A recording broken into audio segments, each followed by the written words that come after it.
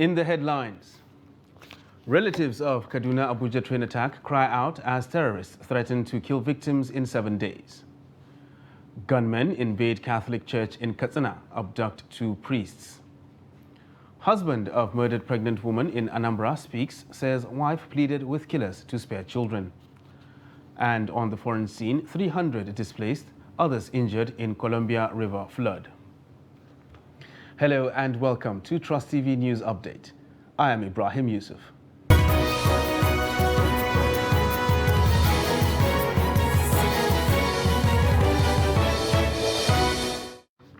Hello and welcome once again.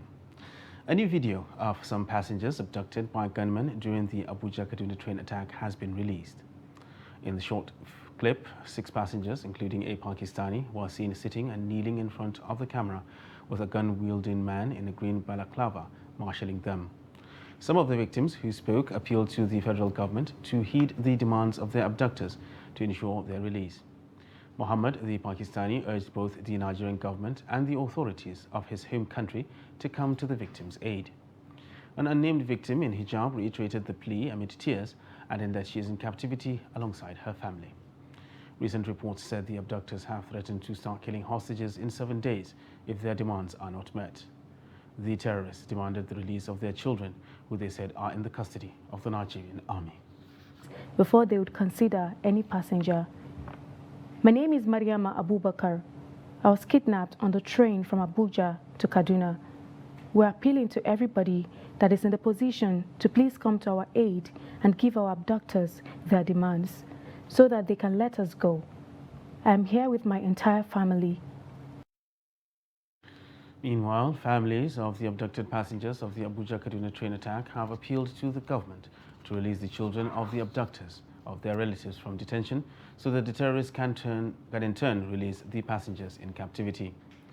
In a video released by the abductors, government has been given a 7-day ultimatum to release their children or the 62 passengers will be killed.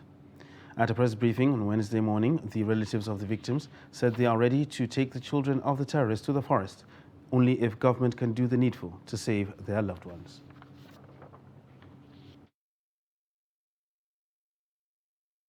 And they have a clear demand, and that demand for us now, we are actually taking it up on us. The government is holding 8 of their children. 8 of their children. Absolutely, there is simply no reason why those children should not be released, for our 62 loved ones to be released. I mean, for me now, and for us, it's no more 62 of our loved ones. It's now 62 plus 8. So we are now fighting for 70, because it cannot be justified why the government is holding 8 children. Government should please release these 8 children back to those that abducted our loved ones. And still on insecurity, 4 persons, including 2 Catholic priests, have been abducted by gunmen in Kafur local government area of Katsina State, northwest Nigeria. The clergymen are the Maikambu parish priest, Father Stephen Ojakba, and Father Oliver, along with 2 of their visitors.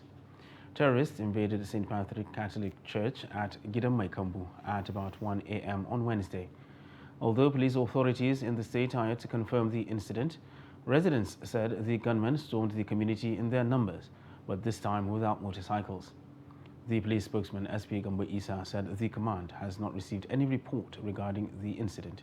He, however, assured that details of the incident will be communicated soon. Meanwhile, the recent murder of a pregnant woman and her 4 kids in Anambra State continues to generate outrage and condemnation. Husband of the slain woman, Jibril Ahmed, told BBC Hausa that his late wife and kids, Fatima, Khadija, Hadiza and Zainatuna, were all killed in an ambush.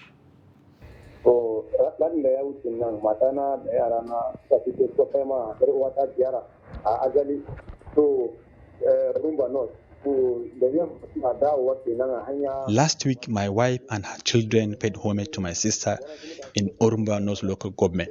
On their way home, while on a commercial motorcycle, they were attacked. All of them were killed. my wife is having a 9-month-old pregnancy.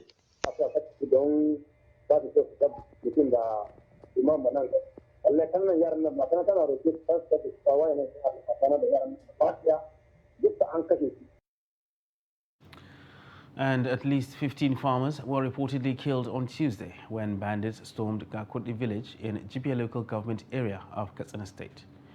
The development comes hours after over 40 farmers were slaughtered by Boko Haram fighters in Borno state. Abdullahi Ahmed tells us more.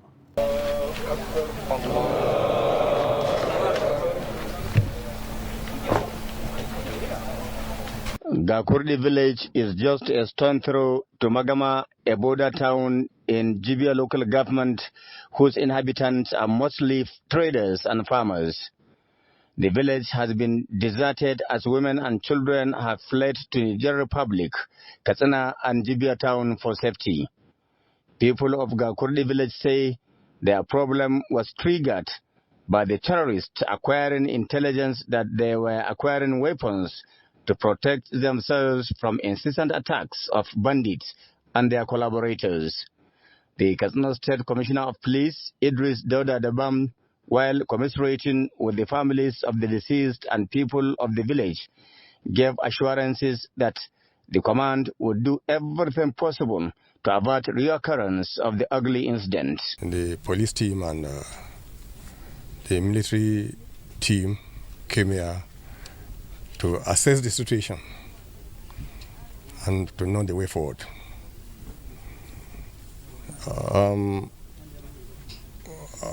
We were told by the village here that this is not the first time that they have come here, and even you cannot even see a fowl here now.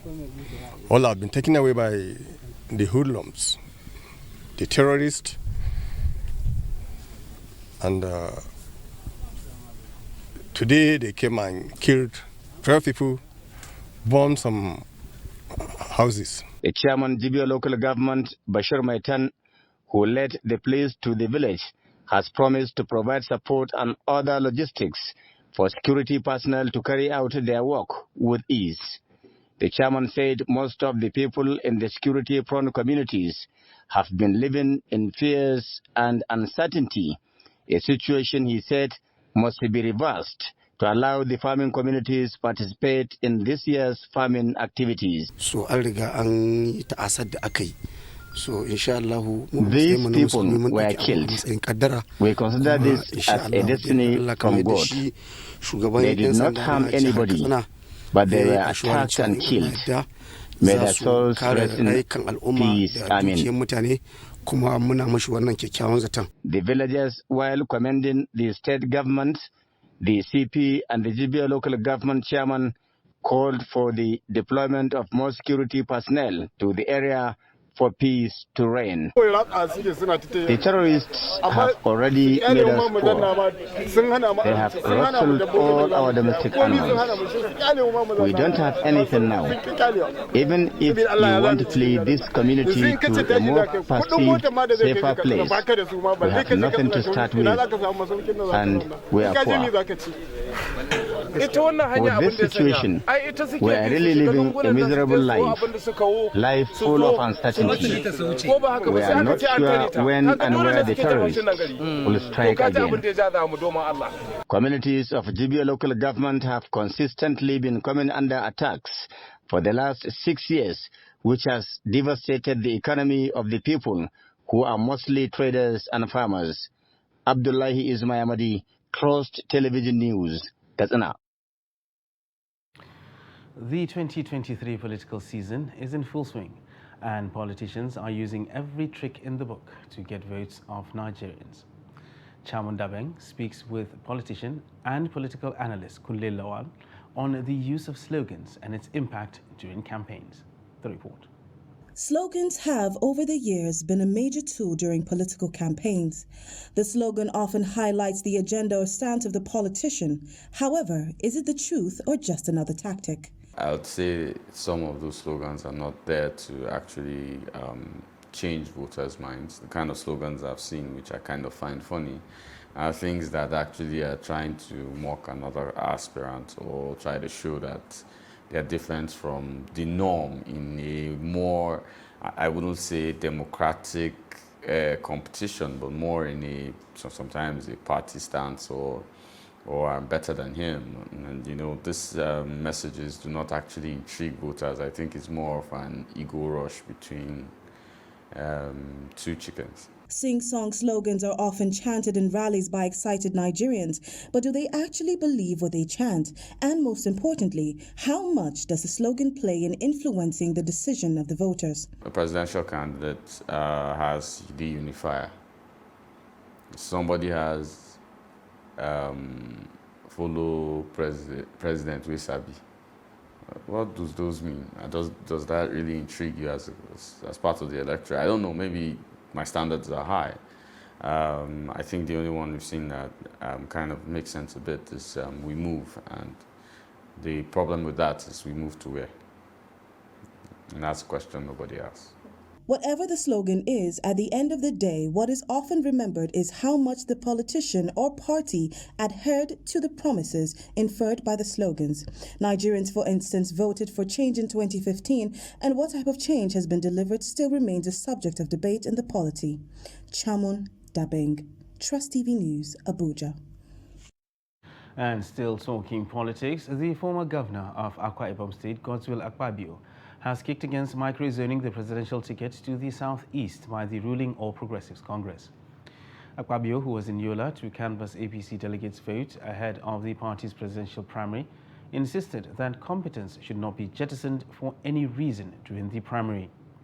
He said he is one of the Nigerians who believe in the unity of the country, asserting that voting him will end insecurity in the country. He added that he has helped many Northerners through empowerment programs, including sponsoring some for foreign studies. The former governor urged the delegates to consider national unity during the presidential nomination of the party. The state APC chairman and other speakers acknowledged his contribution to nation building. But I need your votes, I need your support, I need your prayers. We must pray for this country that we don't make mistakes in 2023. Nigeria has never really been for sale. Nigeria has never really been for sale. So anybody who thinks he can buy Nigeria, that's his own. I came to appeal to you, to give me the opportunity to work with you, to turn things around, to make our women to go back to the farms, to put our children back to work, to bring back the cotton factories that we used to have, to reactivate the industry, and then we'll go back and also reactivate the mining sector. And then, of course, crude oil is diminishing. Then we'll go into the gas sector. For me, those three major items, when you look at the first issue is security, the second one is the issue of what? National unity and integration, which I represent. We are only APC. It's a family issue. It's God to who knows who's going to be president of Nigeria, not any other person. As far as I'm concerned, as a leader of APC in this state, we have to discuss with the national delegates, and I'm sure at the convention, then we will be able to move forward.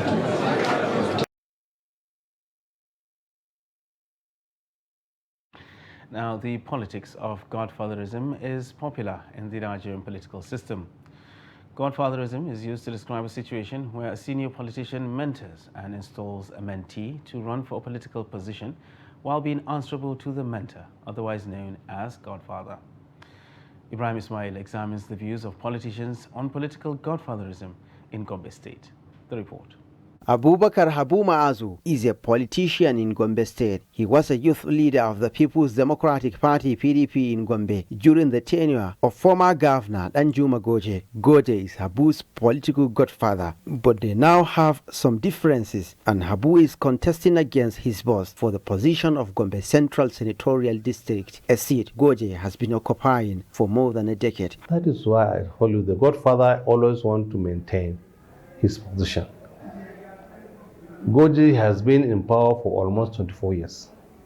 Most of the younger ones that they are going to vote now, most when he was the minister in 1999, they were not yet born.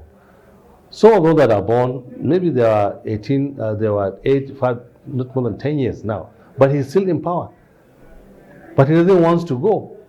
But we, the Wanga ones, want him to go so that others will grow. Habu Muazu said godfatherism is hindering Nigeria's development. The election is becoming very, very expensive. And that is why the rate of corruption is always going up, and up. And the younger ones may not have the opportunity to serve their country because they don't have money. But if all the youth of Nigeria can come together and vote out those that are promoting this kind of things, godfatherism, the country will move forward and Nigeria will become a very great country in the world. Abdullahi Amtai is a former candidate of the People's Democratic Party (PDP) in the 2020 Gombe Local Council election and former media aide to ex-governor Ibrahim Dankombo. He supports political godfatherism in some instances, contrary to Habu Muazu. Like our leader now, the former governor Ibrahim Dankombo, immediately I graduated from university, he appointed me as his principal aide. So he gave me a lot of opportunity. When he say, look, Amtai, I don't want you to contest this seat at the moment. Well, I'll ask him, why, sir? He may have some reason that I cannot even know or think. You know, he has been into the system before me and, you know, he has a lot of, contacts all over the country. So he may see something that I cannot able to see. So, well, I will ask him the reason. If he's telling me the reason that is convincing, actually, I will withdraw the candidates. Nigeria has witnessed conflict between political godfathers and godsons over allegations that the godfathers interfere in their sons' quest for leadership. Such crisis was popular in Kano between Governor Ganduje and his boss, Rabiu Konkoso. Gombe State has recently witnessed the same scenario between Governor Inwayahia and former Governor Danjuma Goje. These are but few examples of godfatherism, which many believe may not be good for the politics of Nigeria. From Gombe, Ibrahim Ismail reporting for Trust TV. You're watching Trust TV News Update. Still to come after the break, Nasarawa subsidizes fertilizer for farmers. Details of this and more after the break. Do stay with us.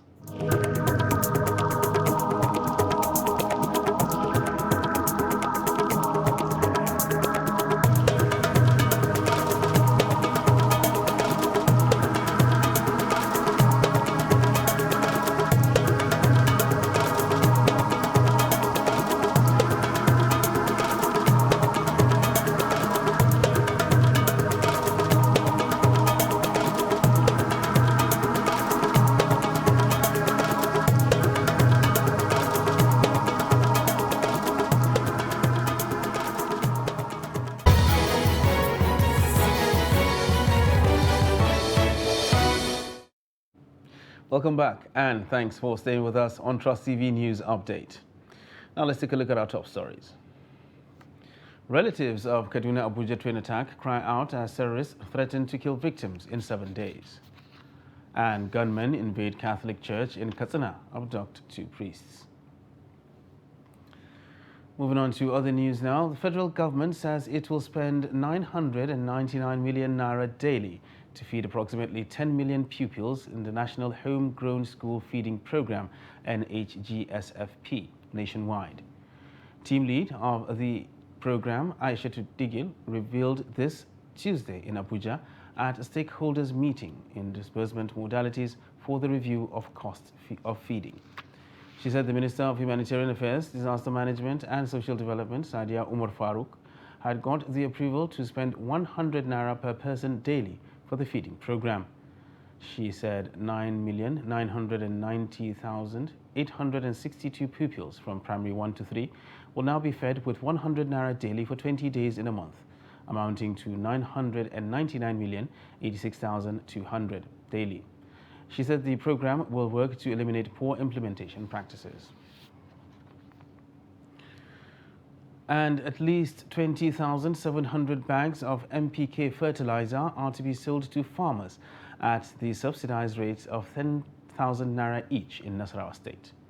Governor Abdullahi Sule of the state stated this while inaugurating the sale of the product to farmers for the 2022 farming season in Lafia. Abubakar Abdullahi sent in this report as presented from our studio. Speaking at the inauguration, Governor Abdullahi Sule said that the state government purchased each bag at 17,000 naira and subsidized the price to enable many farmers afford it. In the market, you are now buying at 17,000. We have bought ours close to that. But since my father, the Emir of Lafia, is also a farmer, we will sell it to you at 10,000 naira. I therefore charge the beneficiaries to ensure judicious use of the commodity to increase your yields. Distinguished ladies and gentlemen, it is pertinent to state that this administration remains resolute in its determination to ensure that agricultural potentials of the state are fully harnessed for the overall benefit of our people.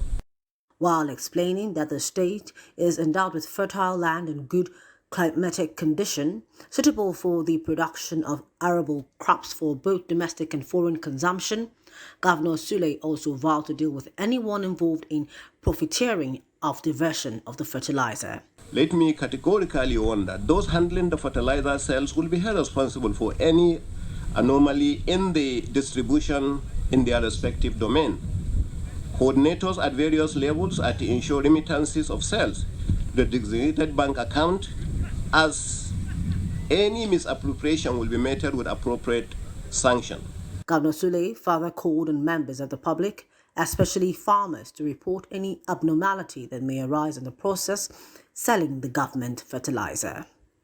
Responding on behalf of farmers, the chairman of All Farmers Association of Nigeria, Samuel Meshi, expressed gratitude to the governor for his developmental strides, particularly in the agricultural sector. The AFN chairman, however, said farmers have challenges ranging from insecurity and lack of tractors for mechanized farming. It is our plea that for the sake of farmers and all of us, that security should be beefed up so that farmers can go to their farms, plant their crops, harvest them as at when due for the benefit of all of us.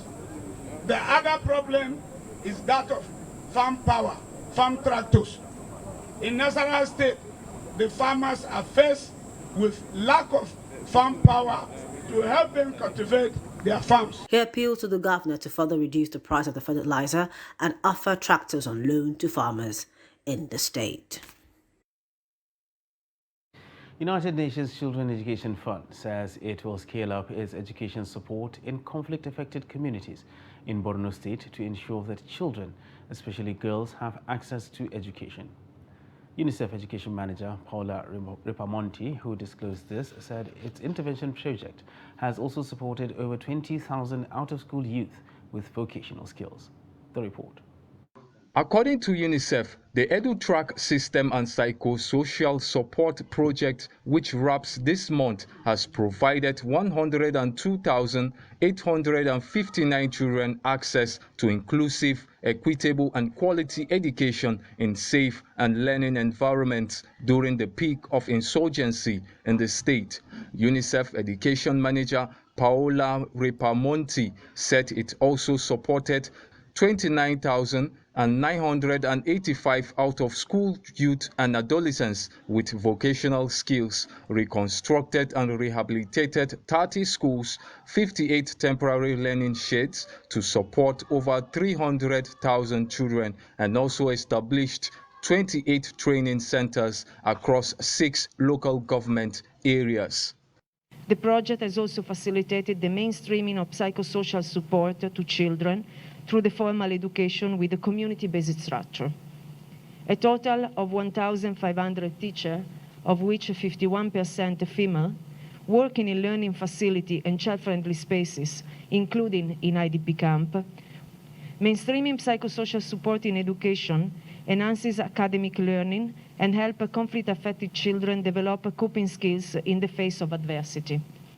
Even during the insurgency, we know we have lost almost close to 600 teachers killed by insurgents in respective schools across the state.